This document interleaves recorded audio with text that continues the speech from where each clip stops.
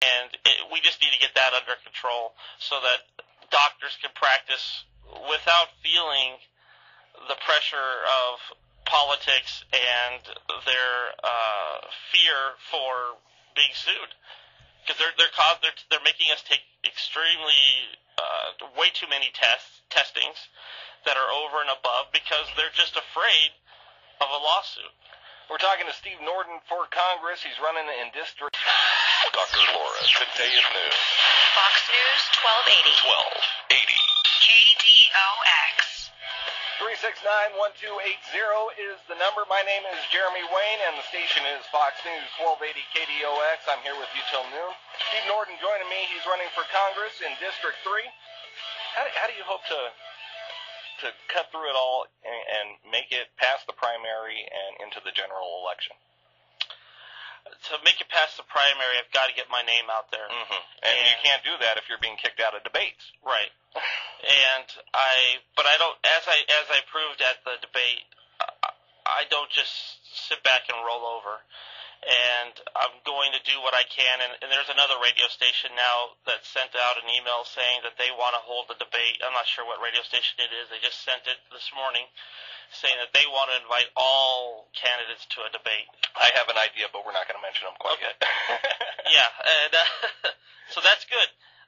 And the attention is coming out. This is how you get the attention of the folks. And the Review-Journal wrote a good piece on it today.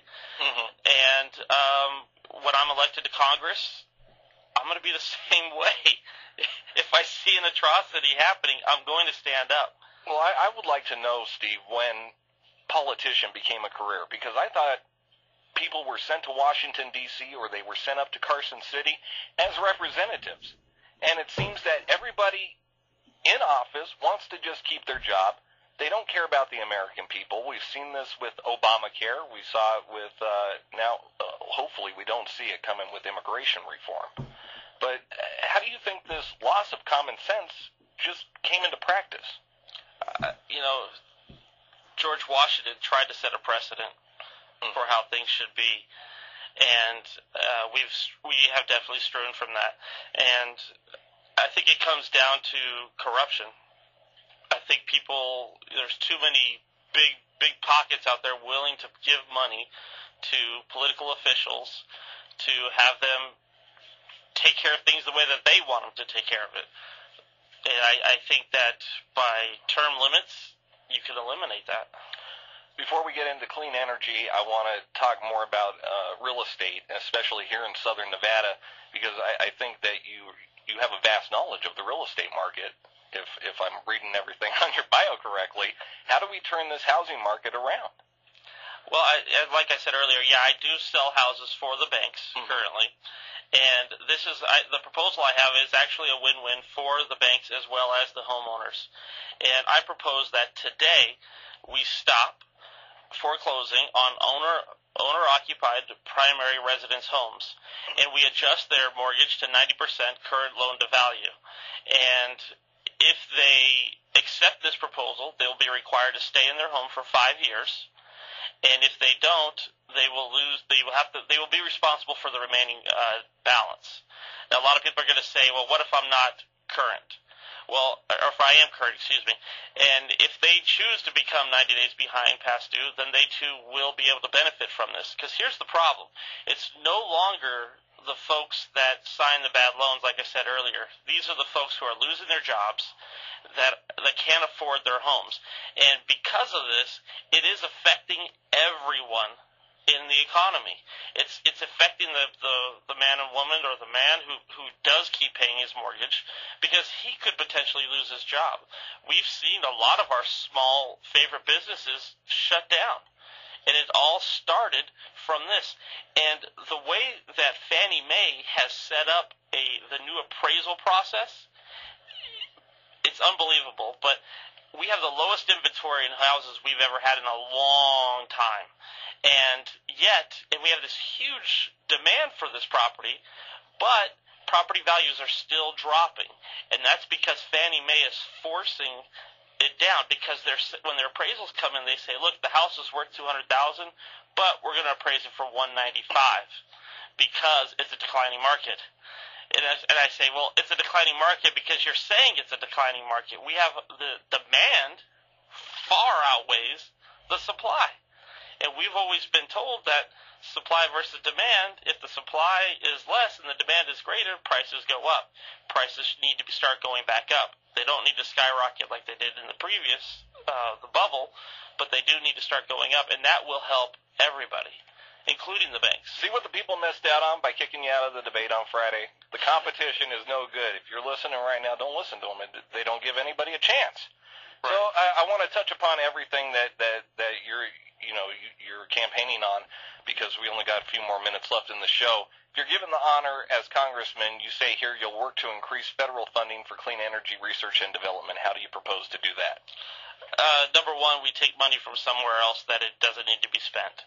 And once I get in Congress, I'll be able to find, I think, an infinite list of things that don't need to be spent on.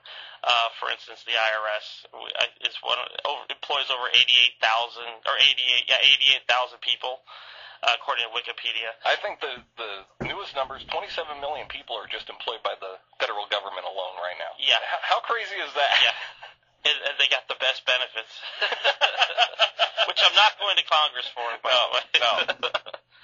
So we can find money to increase the federal funding for clean energy, because UNLV does do a great job at trying to do that clean energy research. And we have lots of land here, lots of sunshine, and I want Southern Nevada to be the leading edge for the future technology of clean energy. And why not? We can do it. We've got the space for it. We've got the training for it. I like how on here under your economy section on Steve Nohrden for Congress, and that's Steve, Nohrden, 4Congress.com. Under economy, you say it's real simple. Create jobs and limit spending. We know this. Yeah, we all know this. And once again, it comes back to just tossing common sense right out the window. Absolutely. And let me tell you something also.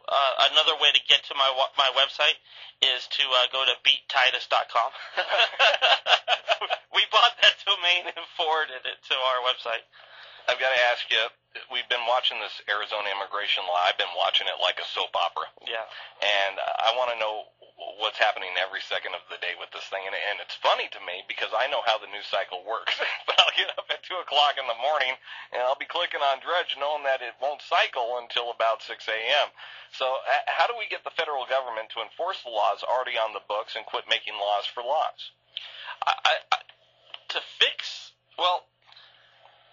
So say that again. You want me to answer that, or do you want me to respond on what Just my tell me opinion is? Yeah, how do we get Congress to stop making laws for laws? Because we already have immigration law in place. Right. So why does there need to be a reform? It comes down to politics. Our president has said he's not going to address this until after the election. I mean, does that get any clearer? Well, it does now. I mean, so we need to stop doing that. We have laws in place. We can do things to make the system better. One of the things that I like that McCain said was, let's send our National Guard troops down there to train. And we have, and coming from a military background, I know the military has superior technology over the Border Patrol to detect people moving across the border. Steve, we're coming up on the end of the show. How do people get in touch with you? How do they learn more about you? They can please go to my website. It's beattitus.com or StephenNohrden4Congress.com.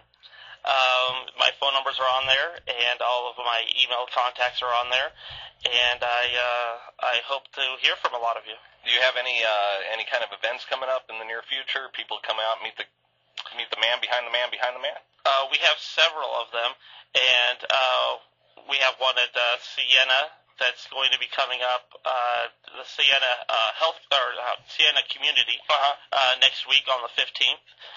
We have another one following that at Sun City.